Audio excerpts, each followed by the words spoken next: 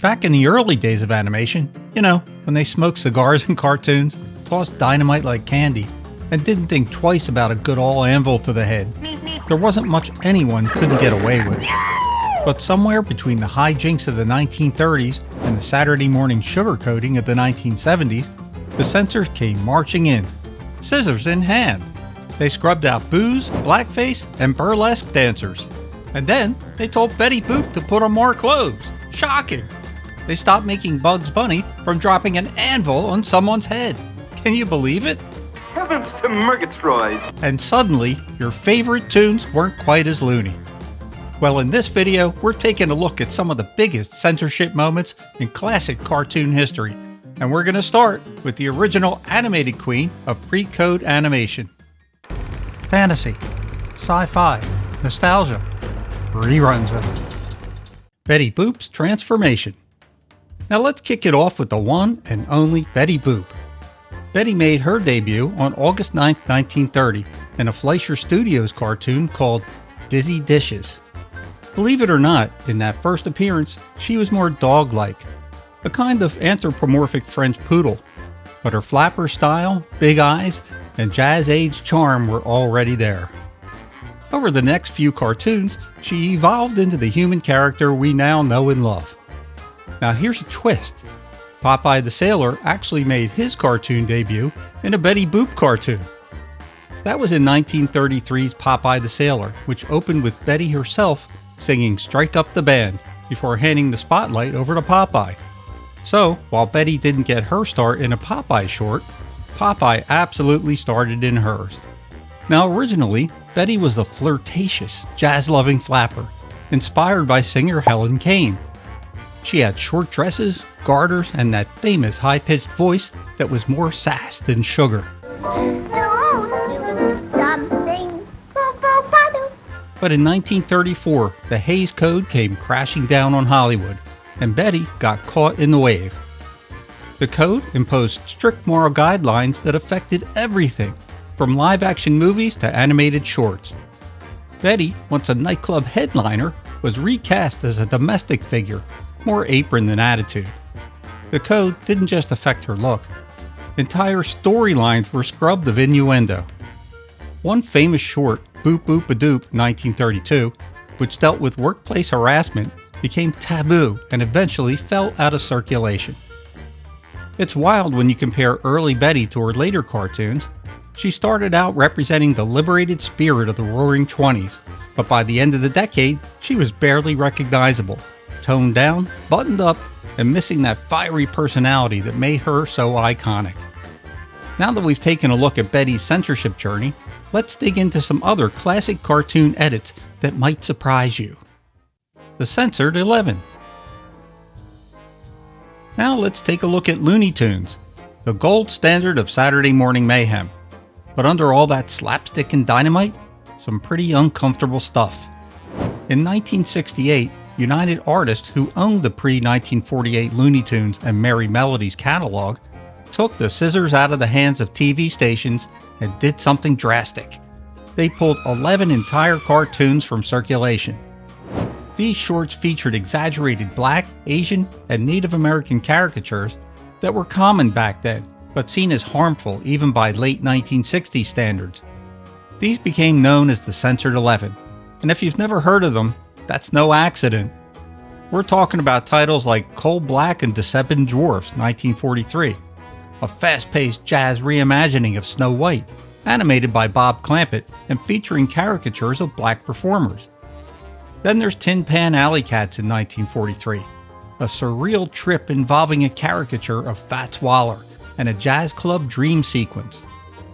And we also have Jungle Jitters in 1938, a so-called African setting with wildly stereotypical tribal depictions. These weren't just low-budget throwaways.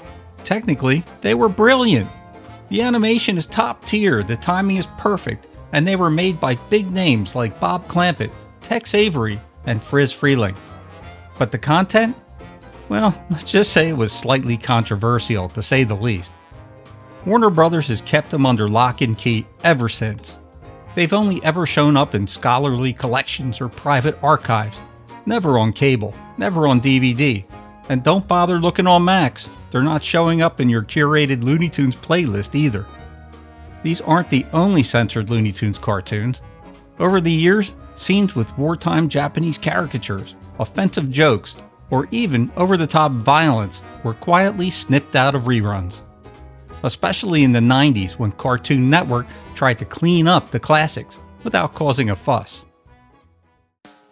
Mammy Two Shoes and the Tom and Jerry edits. Now let's talk about that eternal game of cat and mouse, otherwise known as Tom and Jerry. On the surface, it's all gags and chases. But underneath the slapstick, there's been plenty of controversy. Take Mammy Two Shoes for instance, the housemaid character from the 1940s and early 50s. She was always off camera, just a pair of legs in house slippers, shouting things like, "Hold him, Dharma! Don't let him get away!" She was voiced by Lillian Randolph, a respected black actress and radio performer, and she brought a real charm to the role. But by the 1960s, that character was drawing criticism for being a stereotypical mammy figure. So what did MGM and later Turner Broadcasting do? Well, of course, they redubbed her with a less dialect-heavy voice in reruns during the 80s and 90s. In fact, in some versions, they went even further and completely replaced her with a thin white suburban woman. And those vocal redubs, they were done by none other than June Foray, the voice of Rocky the Flying Squirrel and a voice acting legend. But even that didn't stop the controversy. Mammy's not the only part that's changed. Over the years, scenes showing excessive violence, like Tom getting his tail chopped off, were either quietly edited or left on the cutting room floor. So even this seemingly innocent cat and mouse act has a few skeletons in its cartoon closet. Disney's Vault and Song of the South. Now you just knew Disney wasn't getting out of this conversation unscathed. The Mouse House has had its fair share of oops moments, and one very big one, Song of the South in 1946. That movie's part live action, part animation, and all controversy. While the animated parts with Brer Rabbit, Brer Fox, and Brer Bear became iconic, the film's idealized portrayal of life in the Reconstruction-era South has kept it locked in the Disney vault for decades. But here's the part most people forget about. Disney has other banned or restricted cartoons too.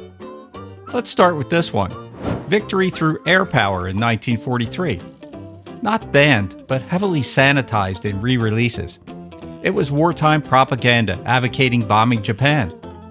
Then there was Der Führer's Face, also in 1943, and it features Donald Duck in Nazi Germany. The cartoon won an Oscar, but was shelved for years. Then The Three Caballeros, 1944, and Saludos Amigos in 1942. Both had cultural stereotypes that got edited or recontextualized in later releases. Disney has done a mix of edits, disclaimers, and full-on vault jobs, and they're careful, very careful about what makes it onto Disney+. That's why you'll never see Song of the South streaming, even though Splash Mountain used to blare the catchy song from that movie, Zippity Doo Dah, on a continuous loop. When the movie Dumbo from 1941 hit Disney Plus in 2020, they slapped a warning label on it for the depiction of the Crow characters, especially the lead one, named Jim Crow in the original script. Disney's method isn't to delete, they try to reframe. But let's be honest, it's also about protecting the brand. Smoking, drinking, and cartoon mayhem. Now, let's check in with Hanna-Barbera, the kings of cheap animation and catchy theme songs. You'd think they were squeaky clean, right? Flintstones, Jetsons, Yogi Bear? All good, wholesome fun, right? Well, kind of. Let's start with the Flintstones. Back in 1960, when it first aired in prime time, not on Saturday mornings, it was a show aimed at adults, and it had sponsors to match, namely Winston Cigarettes.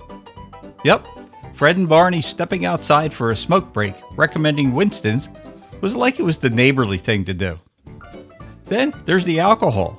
Fred's always sneaking off to the Water Buffalo Lodge or coming home from a boys' night out. By the time the reruns hit kids' TV, that stuff had to go. Cigarette ads were chopped out. Any scenes implying hangovers or boozy behavior? Trimmed. And don't forget the violence. These shows were slapstick heavy.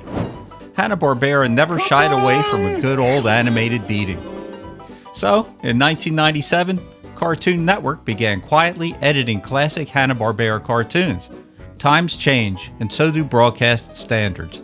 What was funny in 1962 started looking like a lawsuit in 1997.